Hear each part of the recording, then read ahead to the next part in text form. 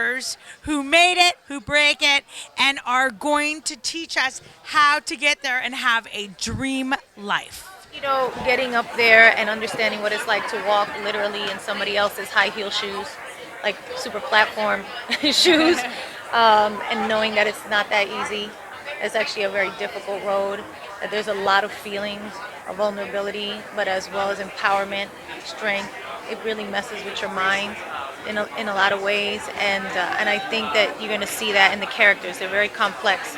They're not just one thing. You know, Ramona is sweet and nurturing, and she's also a savage and will take all your money when you're not looking and drug you. Places like Tiff, who are featuring a lot of films directed by women, are obviously leading the charge in a way. And but no, it's a slow process, I would say. Well, you're doing really well with it, and this was a great movie. What was the hardest thing about making this? I think there's a really big stigma around what these women do for a living, not just where they ended up, but where they started from. And so I think that was the biggest challenge. This movie is very empowering, very about women, women's issues, women's roles. Why did you want to be a part of it? How could we not? You know, this was a movie that Jessica, Lorene, Alex Brown, and I took on our backs. We went around town to pitch it, and everybody loved the writing, but they kept saying to us, you know, could the women only drug bad guys? And we said, well, this is based on a true story. They said, just make the guys the rapists. We were pitching to white men who were uncomfortable with the storyline.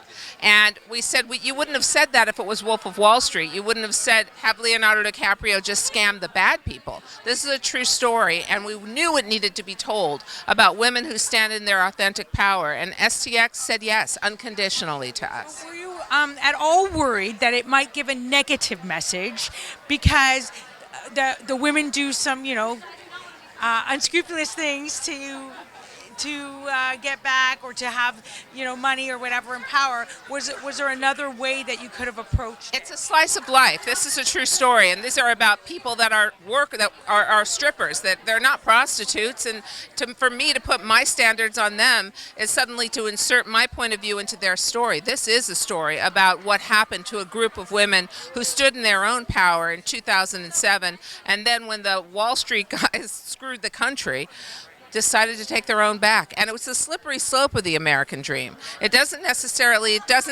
endorse what they did, but it does report it. And we thought it needed reporting. I don't know a movie that has shown strippers in this kind of 360-degree way, and the many different sides. You know, Jennifer's character is complicated, and so is Constance's and Cardi's, and no, I didn't think that. By the way, America loves male anti-heroes. They love Tony Soprano. They love Henry Hill. They worship them because they murder. They rob. They murder. I know, but is it different for women? Is it a different standard? It should be. Is it a different standard? Did you want to? Is it a different standard? Well, by the response we're getting from this movie and the overwhelming tracking, thank God it isn't. But the men who didn't let us make it made it really hard to make this movie. Maybe we'll have a chance to make more movies about female anti-heroes. I certainly hope so. You didn't say much. Would you like to say something? Oh no, we just wanted to tell a true story about these real women and do right by them, and we're not celebrating what they did, but it's the, you know, control, power, the American dream. It's themes that we've dealt with in so many male-centered movies, and we're doing it with women. I think it's wonderful. I can't wait to see it. September 13th, it's coming to the theater. You're going to have fun. I'm going to just love it. Thank you so much for coming by and speaking to me. Thank you, Jeanette. Thank you very much. Thank you. Thank you. Well, I think it's a physical endeavor, and so there are a lot of similarities to it. But having an apparatus is a huge difference. You know, it becomes something different when you're dancing with a partner, and my whole dance career I was always dancing by myself or with, you know, one of the pop stars or singers that I was working with. Yeah, Madonna, right? Madonna, no, Rihanna. Yeah, I wish Madonna. Oh my God. Rihanna. But yes, Rihanna. I'm really always interested in movement and getting connected to my body, so I'm happy I got the opportunity to do that with the pole. The pole. I say that like that because that's how it felt some days, yeah. I really hope that the audience finds something in any character that they can relate to. You know, that's the power of performance, and I think that us as actors, as artists, that's one of the great things we get to do. And I just hope that someone around the world is inspired, and whatever message. You know, I don't want to put a message on people. I think it's better to discover it yourself, and so I hope that people do. Just by doing the movie, did you learn something, or you yourself maybe inspired by? I was incredibly inspired by the work ethic of the women that I saw. J-Lo, of course, and a lot of the women who were just lending their skills, you know, day after day on the various, you know, holes in the room. They were just, they were dancing for so long, and they were doing it so gracefully and so beautifully, and I was really inspired by that work ethic. To this movie, what do you think you bring to this movie? Wow. Well, I think it's rare to see a trans actor play a part that's not specifically trans in a major blockbuster film. So my character Tracy, you know, she's there working in the club before the financial crash, and she has a love interest, and she has to navigate all of that, having a boyfriend and everything, and it's just really a moment. Yeah. It's a great moment and a great message. You're filming a movie about women taking control of their lives in the sex industry. And I wanted to know, do you see that as empowering or not? Because the way they go about taking control of their lives is not, it's not all legal, right? Yeah. So is that empowering or disempowering? You know, in some ways, I don't think it's for me to judge or say whether it's empowering or not empowering. I think what's important is that they, as human beings, made their decisions and did what they had to do to survive. And that I support.